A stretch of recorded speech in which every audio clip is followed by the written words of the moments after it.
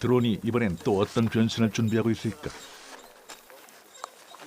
네, 소화탄이 지금 원하는 고도에서 터질 수 있도록 해주는 그런 그 제어 보드를 기폭탄에 부착을 하고 있는 중입니다. 네, 이 하얀 플라스틱 구가 소화탄이 되는 거고요. 그리고 검은색 지금 장치가 기폭해주는 터지는 거예요, 네. 그렇게. 폭발과 함께 순간적으로 약재를 멀리 퍼뜨리는 산불 잡는 폭탄인 것이다. 화약탄 원리를 이용해 만든 일명 소화탄 드론이다. 주의사항 좀 말씀드릴게요. 일단 파편이 튀길 수 있기 때문에 여기 자갈 바깥으로 절대 나가시면 안 되고, 일단 폭발을 하면서 상당히 큰 소음이 발생합니다. 그래서 마음의 준비를 하시고. 소화탄 드론 이륙 준비 완료. 소화 준비됐나요? 오케이. 이제 곧 날립니다.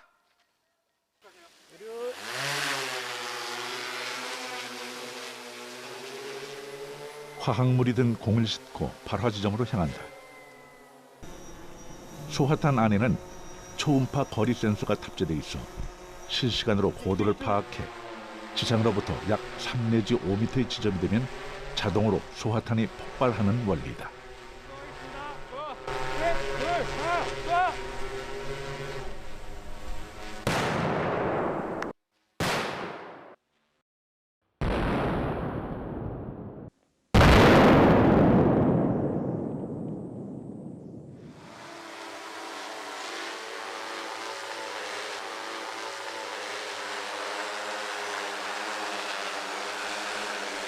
십 킬로그램짜리 소화탄 하나로 반경 10m 범위의 불을 진화한 실험. 진화 후엔 식물이 잘 자라는 데 도움되는 비료 역할까지 할 수 있다. 실험이 잘 됐는지 안 됐는지는 어떻게 보고 판단할 수 있나요? 그래서 저희가 실험 효과를 좀 검증하기 위해서 이 소화탄 내에 보시는 바와 같이 소화 약재를, 분말 소화 약재를 넣어가지고 테스트했습니다. 하얀색 부분이 비산거리인데 상당히 길이가 잘 나왔고, 또한 이 비산 각도 또한 잘 나왔고, 또한 이 낙엽 내에 상당히 잘 이렇게 도포가 되어 있기 때문에 진화 효과가 상당히 좀 있는 것으로 좀 나타났고요. 조금만 더 안정성이라든지 좀 조금만 더 저희가 보완을 한다라고 하면은 산불 현장에서 충분히 좀 활용이 가능할 것으로 판단이 됩니다. 소화탄의 분사 방향과 분사 거리를 좀 더 보완한다면 머지않아 산불 현장에서도 활용할 수 있을 거라는 희망적인 결과를 얻었다. 최대한 빨리 산불을 끄기 위해, 그리고 최전선에서 사투를 벌이는 인력의 안전을 보호하기 위해 연구하는 산불 방제팀, 그리고 그 전초엔 드론이 있다. 유레카!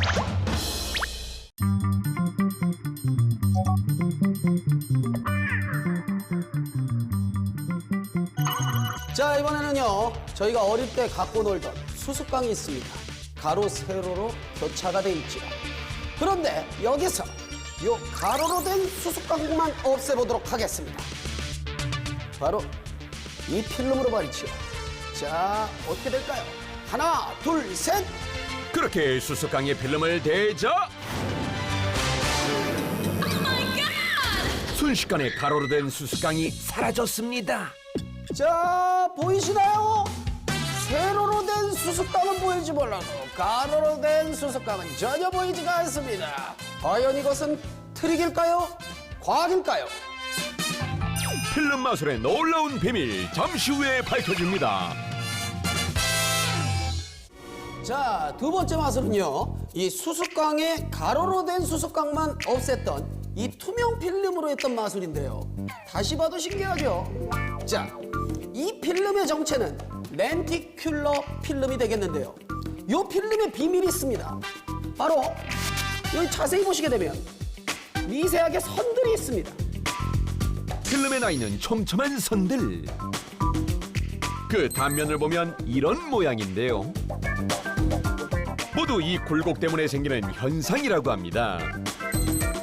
렌티큘러 필름이 없을 때는 물체의 상이 변화 없이 일자로 들어오지만 렌티큘러 필름을 통과하게 되면 이 굴곡에 의해 상이 굴절되며 사방으로 퍼지게 되는 거죠. 그래서 이 필름의 선과 수습광이 일치하게 되면 안 보이게 되고요. 반대로 수직이 되게 되면 그때는 수습광이 보이게 되는 바로 그 원리죠. 렌티큘러 필름. 쩌노! 이렇게 굴절을 이용한 렌티큘러 제품은 우리 일상에서도 쉽게 찾아볼 수 있습니다. 영화 속에서만 나오던 투명 망토도 렌티큘러 원리를 통해 개발 중이라고 하는데요. 캐나다의 한 군수업체는 사람은 물론 건물까지 감싸는 첨단 투명판을 만들기도 했다고 합니다. 아무튼 신기했던 두 번째 마술은 바로 하하! 유레카!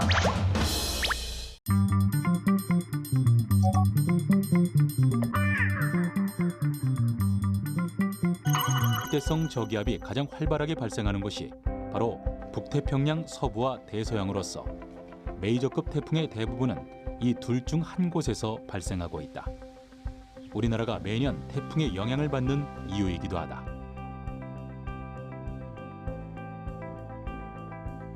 따뜻한 바다 위에서 태어난 태풍.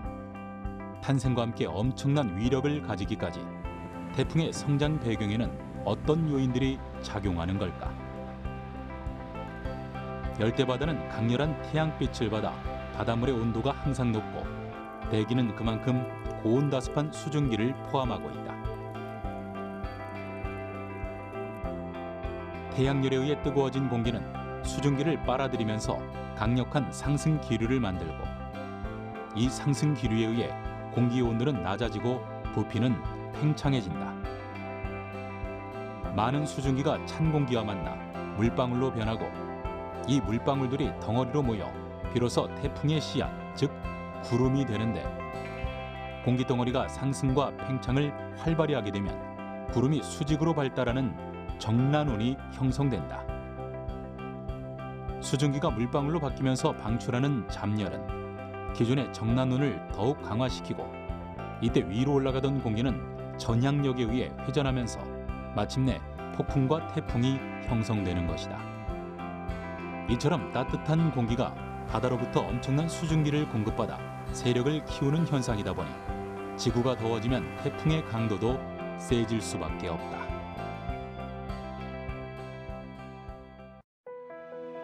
태풍의 크기는 태풍 중심으로부터 초속 15m의 바람으로 그 반경에 따라 300km 미만이면 소형, 300km 이상 500km 미만이면 중형, 500km 이상 800km 미만이면 대형, 800km 이상이면 초대형으로 구분한다. 눈의 벽으로 둘러싸인 기류는 태풍의 중심에서 나선을 그리며 상승한다. 그곳에 태풍의 눈이 자리하고 있는데 잘 발달한 태풍일수록 구멍이 선명하다고 한다. 폭풍 전야의 고요. 태풍권에 들어 바람이 불고 비가 많이 내리다가 갑자기 날씨가 개는 현상을 경험한 적이 있을 것이다. 바로 태풍의 눈 속으로 들어왔기 때문이다. 태풍은 중심에 가까울수록 공기덩어리에 작용하는 원심력이 강해져 바람과 구름이 더는 들어갈 수 없게 되는 것이다. 태풍의 위력이 강해질수록 태풍의 눈이 뚜렷하기 때문에 강도를 가늠하는 척도가 되기도 한다. 자연 환경과 다양한 현상을 발판 삼아 지구를 압도한 태풍. 그러나 그 발생부터 소멸까지는 단 일주일에서 1개월 정도에 그친다.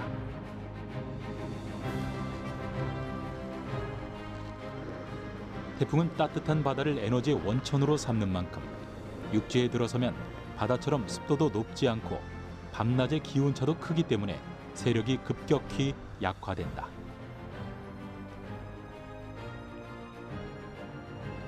또한 태풍이 중위도로 북상하면 강력한 바람인 상층 제트 기류와 만나게 되는데 이로 인해 태풍의 상층은 북동쪽으로 쏠리게 되고 하층은 하층대로 기존의 진로를 고집하면서 결국 상하층이 분리된다. 중심이 무너진 태풍은 위력이 빠르게 약화되면서 비로소 일생을 마치는 것이다. 유레카!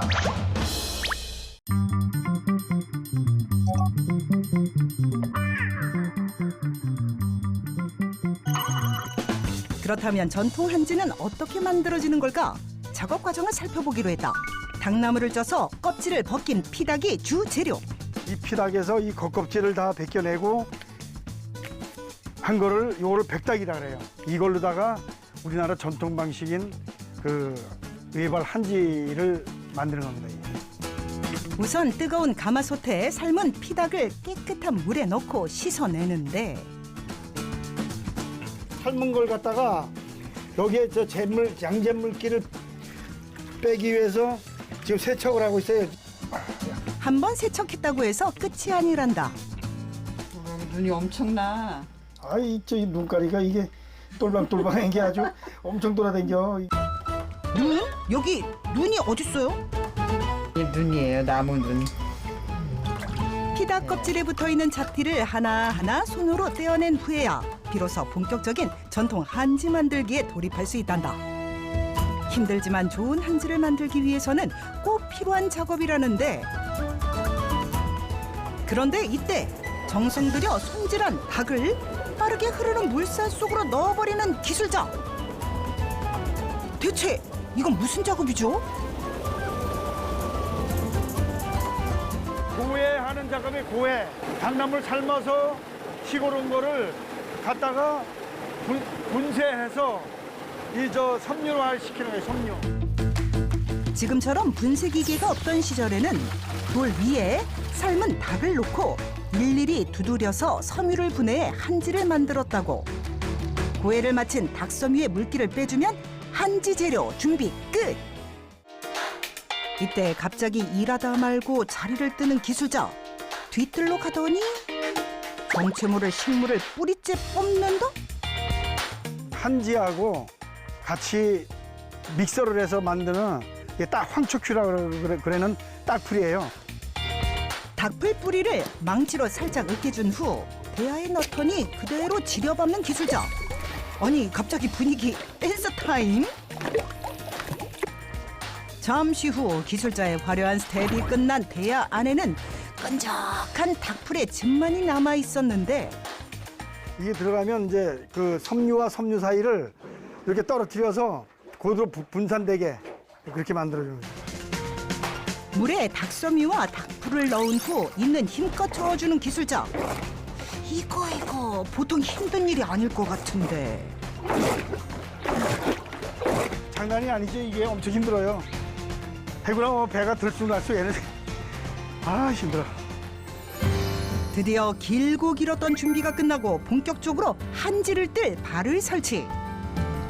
외발뜨기 방식으로 한지를 뜨는 기술자. 외발뜨기란 하나의 줄에 발을 매달아 한지를 뜨는 방식으로 발을 좌우로 흔들며 물을 뜨고 흘려보내기를 수없이 반복해 한지를 만드는 방법이다. 이때 닭섬유가 발 전체에 고르게 안착하도록 물을 뜨는 게 무엇보다 중요하다고. 한눈에 봐도 닭섬유가 구석구석 일정하게 안착한 모습. 외발뜨기 방식으로 만든 한지는 촘촘하고 질긴 방면, 쌍발뜨기 방식으로 만든 한지는 섬유의 결이 일정하지 않아 엉성하고 약하다고 하는데 힘든 작업에도 불구 기술자가 전통 방식을 고수하는 이유는? 전통 방식으로 해야 종이도 질기고 또 오래 보관할 수가 있어요. 밀도도 더 5밀쯤이라고 그렇기 때문에 이 전통발이 외발을 고집할 수밖에 없는 거예요. 어느새 꽤 쌓인 한지. 기계를 통해 남김없이 물기를 빼주고 나면 긴 시간과 노력을 들인 한지가 완성. 전통 한지답게 일반 한지와는 다른 특별한 점이 있다는데 이 만져봐도 봐도 달라요. 봐도. 달라요? 예, 달라. 이 종이가 벌써 이 저 아주 촘촘한 게 매끈매끈하고 윤이 나잖아요. 유레카!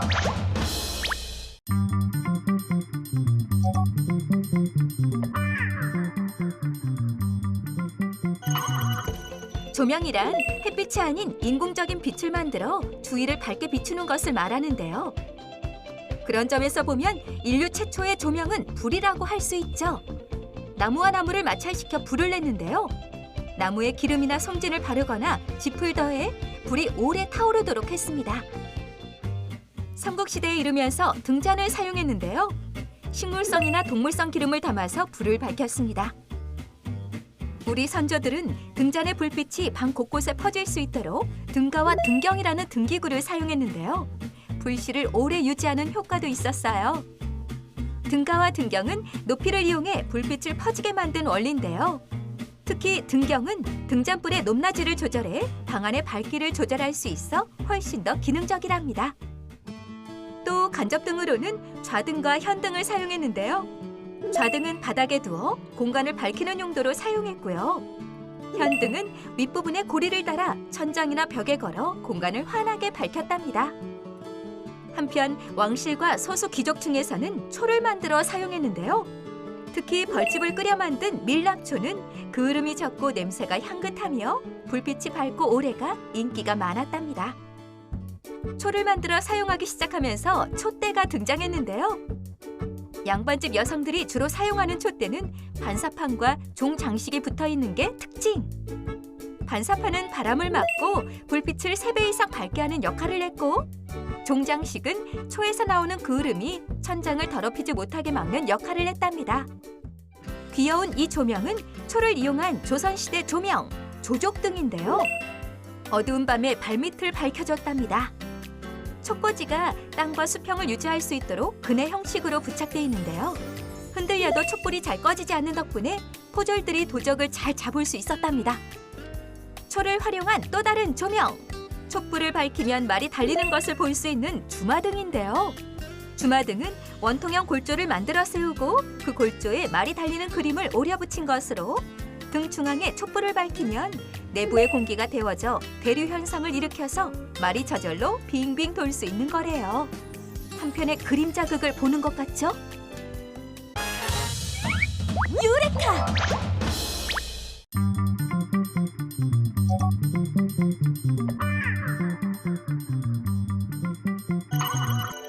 사람이나 동물이나 본능적으로 단맛에 끌리곤 하는데요. 대체 단맛은 어떤 물질이길래 우리가 끌리는 걸까요? 몸을 유지하고 움직이는 데는 에너지가 필요합니다. 이 에너지의 대부분을 탄수화물에서 얻는데요. 탄수화물은 크게 고분자 탄수화물과 저분자 탄수화물로 나눌 수 있습니다. 우리가 섭취하는 고분자 탄수화물은 녹말이고 저분자 탄수화물은 바로 당분이죠. 그런데 고분자 탄수화물은 소화하는데 시간이 필요합니다. 고분자 상태로 흡수할 수 없기 때문에 분해를 해야 하기 때문이죠. 따라서 즉시 사용할 수 있고 흡수하는데도 필요한 에너지가 적게 드는 당분을 많이 찾게 되는 거라고 하네요. 특히 영장류는 다른 동물들에 비해 뇌가 발달했는데요. 이 뇌는 신체의 다른 기관에 비해 에너지 소모량이 아주 많은 편인데다가 편식까지 합니다. 포도당이 아니면 필요한 에너지를 만들지 못하죠. 그래서 체내의 당성분이 떨어지면 뇌는 멍해지는데요. 이런 이유로 우리는 본능적으로 단맛에 끌리게 될 수 있다고 할 수도 있겠네요. 모든 생물의 몸은 세포로 이루어져 있습니다. 세포는 세포막으로 외부와 격리되어 있는데요. 세포가 원활하게 움직이려면 외부와의 소통이 필요합니다. 이 소통의 일을 하는 것이 바로 나트륨이라고 알려져 있는 소듐이죠. 그래서 짠맛을 이루는 소듐은 우리 몸에 아주 많이 필요하지는 않지만 삶의 필수적인 영양분인데요. 대표적으로 신경세포는 세포 내에서 정보를 전달하는데 이 소듐 이온을 이용합니다. 소듐이 부족하면 감각기관이 느낀 신호를 뇌로 전달하는 과정이나 반대로 뇌의 명령을 운동기관으로 전달하는 과정에서도 이상이 생깁니다. 그래서 소듐은 일정한 정도로 유지되어야 하죠. 유레카!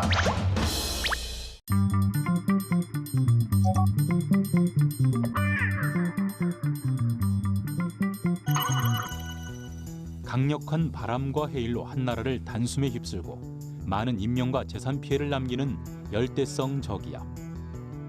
단편적으로는 우리에게 공포와 피해만 안겨주는 존재인 듯하지만 이 자연현상은 지구를 살리기 위한 중요한 역할을 담당하고 있다. 태양열은 지구의 날씨를 변화시키는 주된 요인이다. 지구는 자전에 의해 낮과 밤, 그리고 계절의 변화가 생기며 이로 인해 지구가 태양으로부터 받는 열량이 달라진다. 적도 부근에서는 열에너지가 넘쳐나고 극지방과 같은 고위도 지역에서는 열에너지가 부족해 열적 불균형이 발생하는데 비교적 태양열을 부족하게 받는 고위도 지방으로 열을 나눠주고 물 부족 현상을 해소시키기 위해 태풍이 대기 순환의 매개 역할을 하는 것이다. 또한 파도보다 거센 바람을 일으켜 영양이 풍부한 저온의 바닷물을 끌어올리고 플랑크톤을 분해시켜 바다 생태계를 활성화시킬 뿐 아니라 적조 현상 방지, 바닷속에 산소를 공급하는 등 여러 순기능을 담당하고 있다.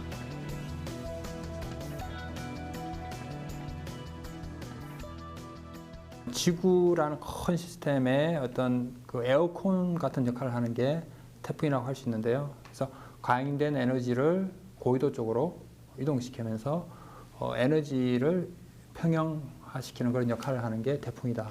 이 태풍이 없다면은 열대 해역은 더 더워질 거고, 그건 또 그 고위도 해역은 또 더 추워지고, 뭐 그런 것들을 에너지를 분배시키는 역할을 하는 게 태풍입니다. 유레카!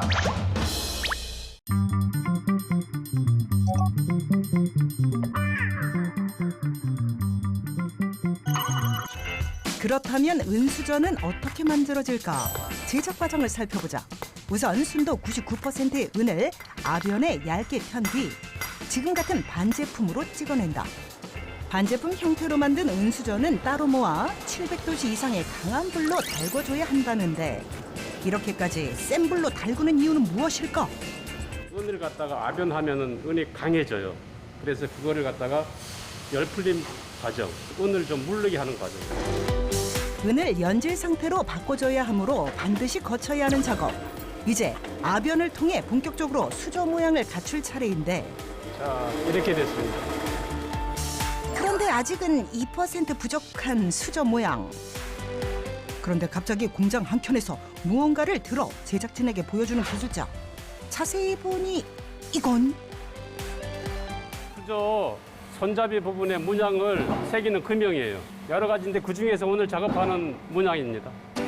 수저 끝부분을 금형에 넣고 찍어내면 지금 보이는 것처럼 금형의 모양이 새겨진다. 오늘의 주인공은 바로 요 거북이. 다음 작업을 위해 어디론가 이동하는 기술자. 이번엔 무슨 작업을 하나 봤더니 방금 새긴 것과 같은 모양의 거북이 금박을 숟가락 끝부분에 붙인다.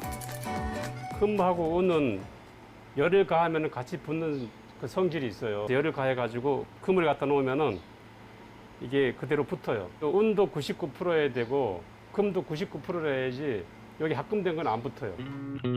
금박의 두께는 겨우 0.04mm. 금박을 붙인 은수저는 강한 불로 열을 가한 후 다시 한번 금형에 넣어 찍어주는데 이렇게 해야 금이 절대 들뜨지 않고 숟가락에 완벽하게 붙는단다.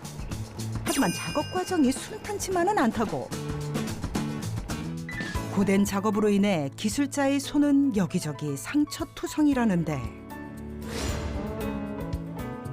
망치질 하다 보니까 여러 가지로 그냥 뭐 다친 데도 있고 그다음에 뜨거운 거 만지다 보니까 된 데가 많아요. 다른 일 할까 그런 생각도 했는데 이제 일을 계속 하다 보니까 이 일에 재미가 들려가지고 요새는 재미있어요.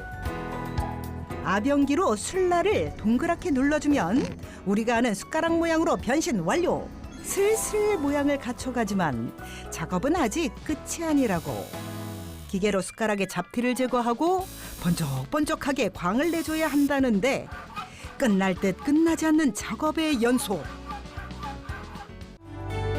작업 공정이 워낙 복잡하고 어려워서 아무나 따라할 수 없는 기술. 그런데 갑자기 수저 끝부분에 색을 칠하는 기술자.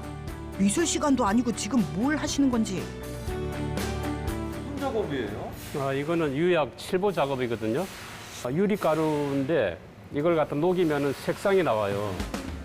칠보 색칠 작업이 끝나면 은수저를 다시 한번 불에 구워줘야 한다는데 이때 얼핏 물감이 타들어가는 듯 보이지만 자세히 보면 아름다운 색이 입혀지고 있다. 중요한 순간인 만큼 기술자도 집중한 모습. 칠보는 이게 보통 700도 정도에서 녹습니다. 녹아서 서로 엉키는 거죠. 열 처리가 끝나니 어느덧 예쁜 색이 입혀졌다. 자, 이제 은수 완성됐습니다. 만드는 과정이 절대 쉽지는 않지만 세상에 하나뿐인 제품을 만든다는 자부심으로 이 일을 하고 있다는 기술자.